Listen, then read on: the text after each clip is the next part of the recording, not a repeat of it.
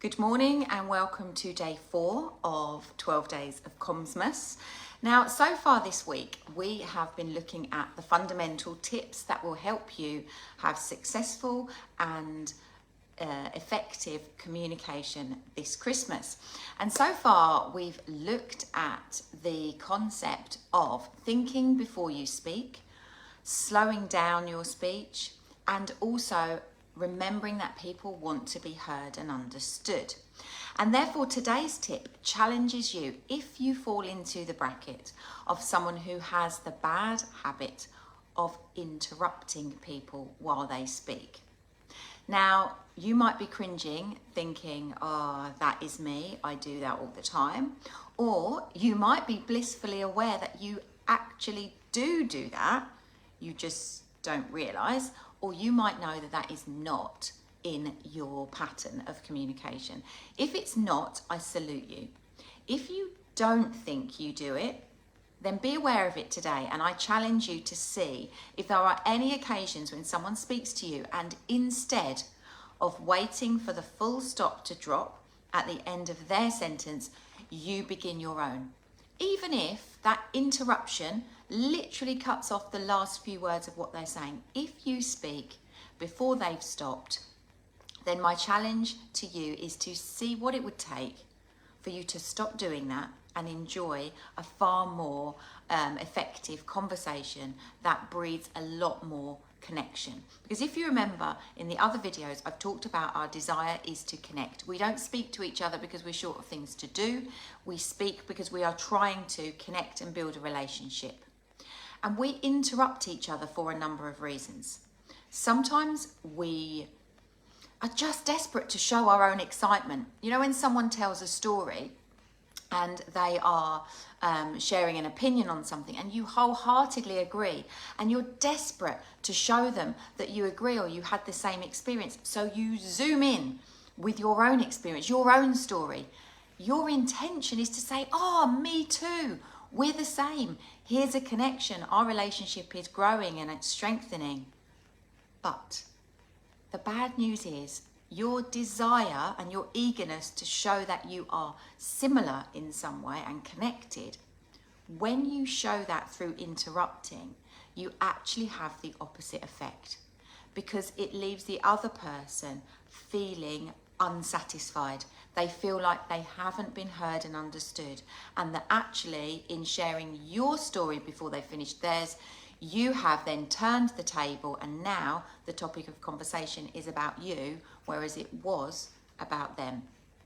So if you have the desire to help someone feel heard and understood, let them get to the end of their story. And even if you've got a great story to share as soon as they finish, wait until they finish to share it.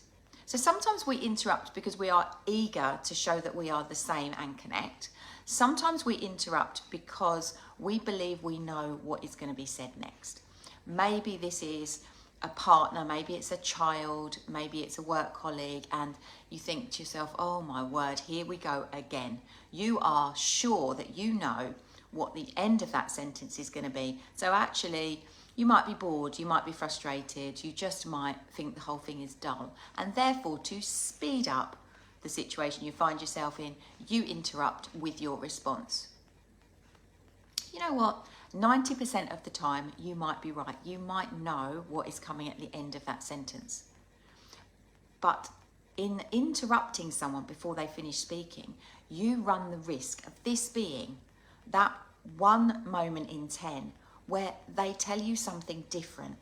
They share a different perspective. They ask for help. They have a question. And if you interrupt someone before they're finished speaking, just because you think you know what's coming next, I can't tell you how impactful that is on the other person. It says, I'm not important in their world. They don't even respect me enough to let me finish speaking. And actually, they don't hear me. They don't understand me. And our relationship isn't as valuable to them as it is to me. So sometimes we interrupt through enthusiasm. Sometimes we interrupt through boredom. In both of those situations, it has a detrimental effect. And in video number 2, I talked about the biggest gift that you can give yourself to improve your communication is simply to slow down. when you interrupt someone, it almost becomes a subconscious competition, because you feel, both parties will feel, whether they're aware of it or not, I don't know. It's not always the case, but whether they're aware of it or not, they will feel to a degree like they are now competing for airtime. And what happens is that speeds up the conversation, because somebody is trying to get to the end of their sentence, their story, before the other one interrupts. And that person tries to really quickly say their piece before the next person interrupts. And so the speed of the conversation actually accelerates, which has the complete opposite effect to what you want to create, which is an environment where you just slow the world down for the moment that this conversation is happening. So interrupting not only sends a disrespectful message, it also speeds up the conversation and denies someone the ability to feel heard and understood. So my top tip to you today is, if you are in the habit of interrupting, challenge yourself to wait until the full stop lands. And sometimes it's a whole topic for a different video. Sometimes someone will get to the end of a story or a piece of information and they'll pause. And we think that's a full stop, so we counter with whatever it is we want to say next.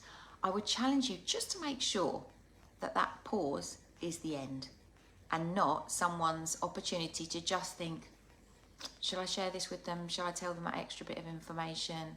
Because they might start speaking again.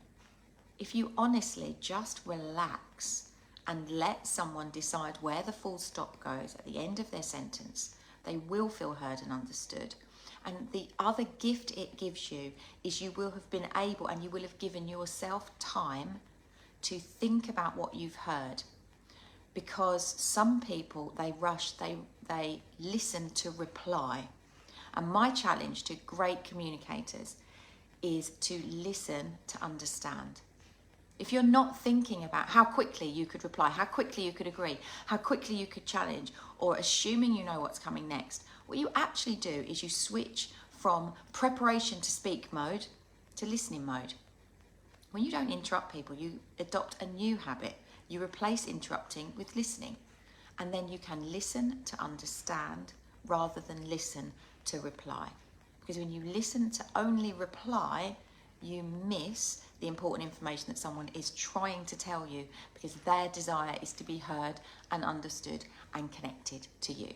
So today, let's trial not interrupting, and you can let me know how you get on. Okay, I'll see you back here tomorrow for more top tips in the 12 days of Commsmas. Bye for now.